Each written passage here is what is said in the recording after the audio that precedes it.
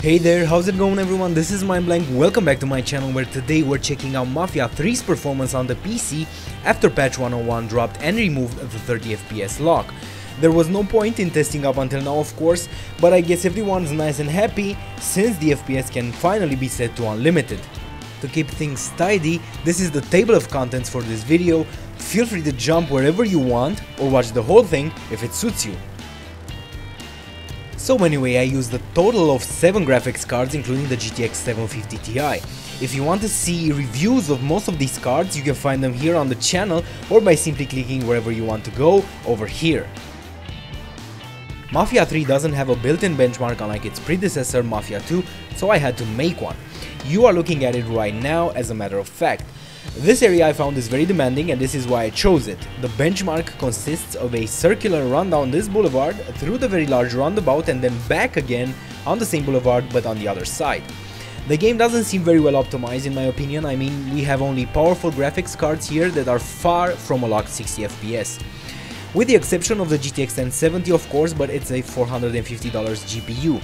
This doesn't seem right to me. I don't know if it seems right to you, but the idea is that if you want to play Mafia 3 at 1080p, maxed out and 60 FPS, you need something along the lines of a GTX 980 Ti, GTX 1070 or probably a Fury X. To be fair, all the GPUs that I just mentioned will run an average of 60 FPS at UltraWide 2560 by 1080 as well. Since I mentioned it, yes, UltraWide is supported, but with different hiccups, more on that in a moment. Also worth mentioning is that the settings menu is pretty lackluster, so don't expect to spend hours tweaking for the perfect performance/looks balance. Let's kick it off with the first set of benchmarks with all the cards running their stock factory clocks. I'm running things on a Core i7-4790K at 4.8 GHz and 2400 MHz RAM by the way. Both AMD and Nvidia cards have their latest drivers installed, the ones released for Mafia 3 especially. Alrighty, so disappointing performance across the board as you saw. Only the GTX 1070 manages good numbers here, but they're sad for a card like this at 1080p in a game that doesn't blow your mind with its graphics. Anyway, an RX 480 or GTX 1060 is enough for this game at max 1080p if you don't want 60 FPS locked of course, but definitely do enjoy higher than 30 FPS. Keep in mind that this area is demanding and some areas do tend to perform better. There's no way to get the game at a locked 60 FPS short of dropping almost everything to low. I don't know if anyone is willing to necessarily do that.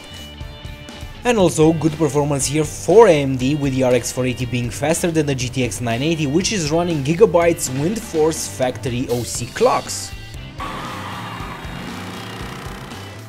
And for all of us that don't keep our GPUs stock, this is what you should be expecting.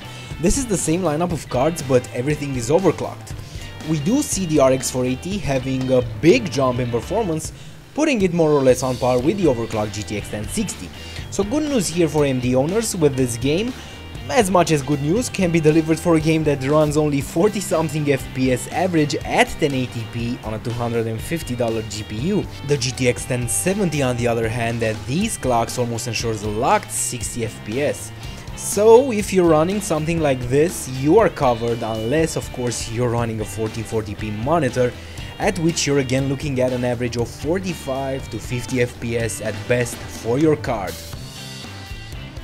It's GTX 750 Ti time and these are the settings that I chose for attaining a relative balance between looks and performance. There is no way to get a fully clean 30 FPS lock at 1080p on this card except running everything on low and an overclock card. As you can see, my 750 Ti is overclocked to 1400 plus MHz and at these specified settings it is around 30 FPS average. Keep in mind that I am recording with Shadowplay here and as opposed to faster cards like the others that I've tested, the 750 Ti usually loses around 2-3 FPS average when recording.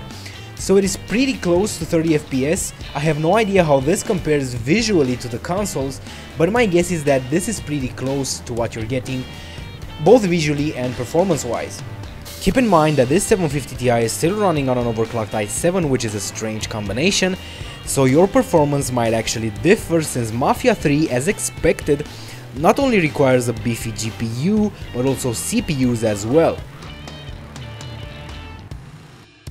And finally, UltraWide. Yes, it is supported, thank God, but with some issues. What I've encountered so far is bad scaling for the menus, the most annoying, some minor graphics glitches sometimes, like this weird shadow thing following the car, and a 16:9 aspect ratio hit confirmation display, and I'm referring to the blood that appears in almost all games on the sides of the screen when you are hit. In this game it isn't scaled to ultra-wide and it stops at 1920 by 1080, which honestly makes it look like ass. Performance isn't much degraded from 1920 to 2560 ultra-wide, so much that all of the cards tested here do tend to stick to around the 80% to 90% of the averages you see on my benchmarks. Okay, conclusion time. Leaving all technical issues and performance aside, from what I've played until now, the gameplay is very enjoyable, the story is solid, the audio and music is absolutely great, so it does seem like a good game. Just hoping for maybe improved performance through patches, and maybe they'll get rid of the Vaseline smear that's all over my screen when playing it. You know, I don't know what kind of post-process it has, but it looks horrendous, and this stuff needs to stop for all games on all platforms. Since when did clean get out of style and got replaced with drunken vision? I mean, seriously. But anyway, thanks for watching everyone, and see you next time. Bye bye.